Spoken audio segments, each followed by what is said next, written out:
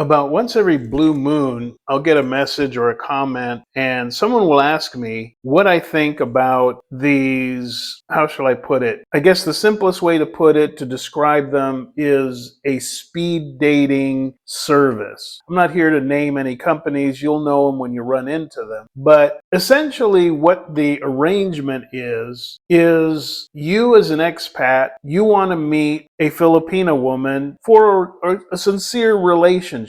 And so you go online and then you bump across one of these websites, and what they're offering is to basically do all the work for you.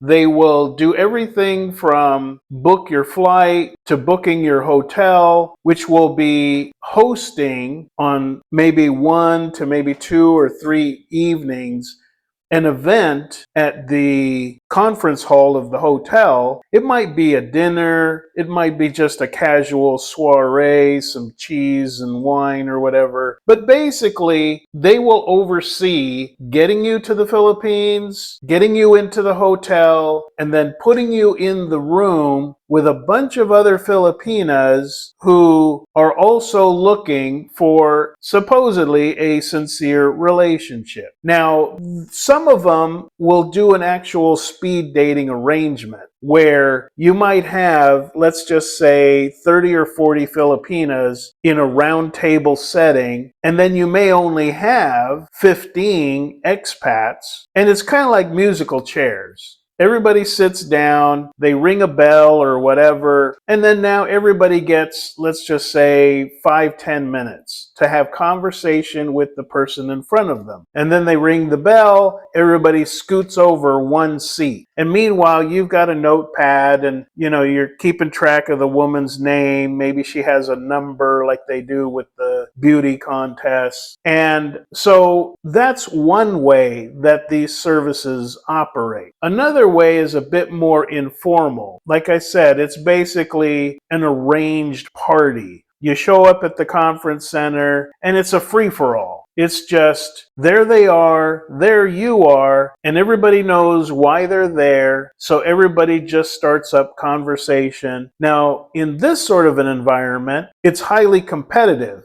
The most attractive women there are obviously going to get the lion's share of the attention. And the guys who are still the most bashful and shy about approaching women are going to be at the biggest disadvantage. And even with the musical chairs approach, once everything gets tallied, certain women are going to be found attractive by just about every guy in the room. It's just that it's a bit more discreet. So when guys ask me, well, what do you think about this? Here are my thoughts on it. And I'll tell you right away, I do not recommend you get involved with any of these. I don't care what kind of arrangement they're doing. If they're doing it on a cruise ship or they're doing it at a hotel in the Philippines, there's these kind of arrangements being done to meet Russian women, Ukraine women, women from Romania. This is being done all over the world, but I'll tell you right now, I am very much opposed to it.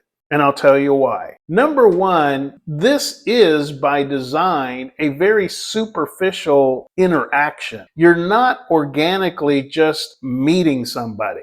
As I've said so many times, get to the Philippines, check into your hotel, walk out the door, and just start meeting women. They are out there, they're in the Philippines, they're so friendly and open and ready to talk and have conversation. And if it turns out she's not single, on her own, she will probably say, oh, I've got a sister. Here, look, here's her picture. Or I have a classmate, a cousin. It's a very positive dating environment to just be out in the public in the Philippines. Could be at a bakery, could be anywhere. Doesn't have to be at the mall. But in this sort of arranged, superficial environment, you have to remember these things are scheduled way in advance, often 2 months in advance. And these companies have been fielding invitations to Filipinas to be part of this event. This is their bread and butter. So when the Filipina 2 months in advance is told, hey, we're going to have this event, show up, wear a nice dress, do your makeup, you're going to meet lots of foreigners. She now has 2 months to present her A game on that night. That's who you're going to meet. You're going to meet the person who has spent 2 months hiding anything that might warn you that there could be a problem with her. So if she's argumentative, I guarantee you she's not going to be in an argumentative mood that night. If she's an unpleasant, petty, materialistic woman, that's not the woman you're going to meet the night of this event. But when you meet women organically, just on the fly, as you're going about buying your groceries and talking to people in the line as you're out to see a movie or something, you're not meeting a woman who woke up that day telling herself, I'm going to go meet a foreigner. You're meeting a woman who's just living her day. And as I've said so many times, when you're in a public setting, you have the opportunity to observe her for a few minutes and see her in her natural environment, if you will, how she behaves just on a regular, ordinary day. Is she rude to the waitress? Does she smile? Does she laugh? Does she have kids? I mean, you can learn a lot about somebody watching them for 2 or 3 minutes even. But when you're in this artificial environment, you're not really meeting the true woman. You're going to maybe commit to seeing her again and again, and God forbid you're doing this long distance. But let's say you move to the Philippines specifically to be with that woman. I can almost guarantee you within 2 to 3 months, you're going to be saying to yourself, what happened to that Filipina that I met the day of the event? This woman is some other woman. She's got all these other issues and demands and expectations. The other thing I have an issue with this kind of arrangement, aside from the artificiality of it all, is that you are presented with a whole lot of choices. And again, you're not seeing them for who they are, but in one evening, you might be presented with 20 different options, 20 different women. Not only are you competing with the other guys for these women, but even if the odds are in your favor, there's 30 women and there's only 10 guys, even if the odds are in your favor, it's a competitive environment. And if you've ever seen these goofy shows like The Bachelor or whatever shows they have along those lines, you don't have to watch more than a few episodes to realize nobody's really behaving normal under those circumstances. And you get locked into a position where with all these options in front of you, you're comparing the women to the women in the room. You're comparing this woman on this side of the room to that woman at the center of the room, when really what you should be doing is asking yourself in silence ahead of time with no one around, what kind of woman do I really want to be with? What kind of qualities should she have? And then you go dating to find that kind of a woman. If you date a woman and she's not like that, you politely end it and you keep on with your search. That's the process. But if you're just going to compare 30 Filipinas to each other, sure, you might even find the best one in the group, but is she really the kind of woman you were looking for?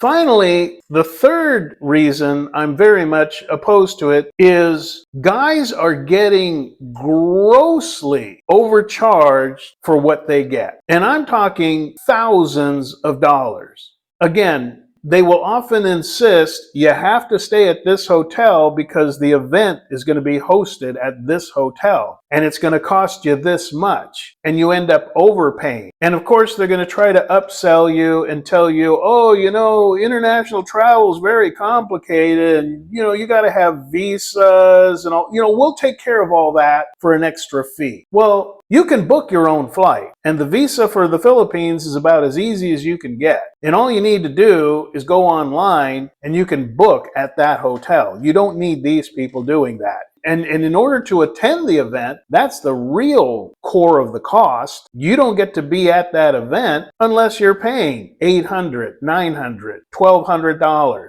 It's going to be a 3-day event. It's going to include dinner. I guarantee you what they're spending on dinner is not worth $1,300. Some of them even go so far as to say, well, you can have their number and their first name, maybe girl number 587, whatever. But after the event is over, they might even go so far as to say, well, no, you can't be exchanging contact info. You have to contact her through our agency. And oh, we do this for the protection of the girls and whatever. But every time you want to send her an email, it's going to cost you $10. Every time you want to receive her reply, there's another $10. Now, interestingly enough, people had asked me years ago, well, Rike, why don't you provide a service where one-on-one, you meet a guy, he pays you, and you help him to just get into the groove of approaching Filipino women? And the reason I never entertained that idea is because in the Philippines, it is considered human trafficking to profit by the introduction of a foreign national to a Filipino citizen. Now, these companies get away with all this by having their business located outside the Philippines. Some of them are even out in the Cayman Islands where, as I understand it, there's very difficult extradition laws. And the events that they're having in the Philippines at the hotel is pretty much under the radar. So there's that to consider if it ever crossed your mind to get into this kind of business. But to summarize and put it all in perspective, these kind of services are, again,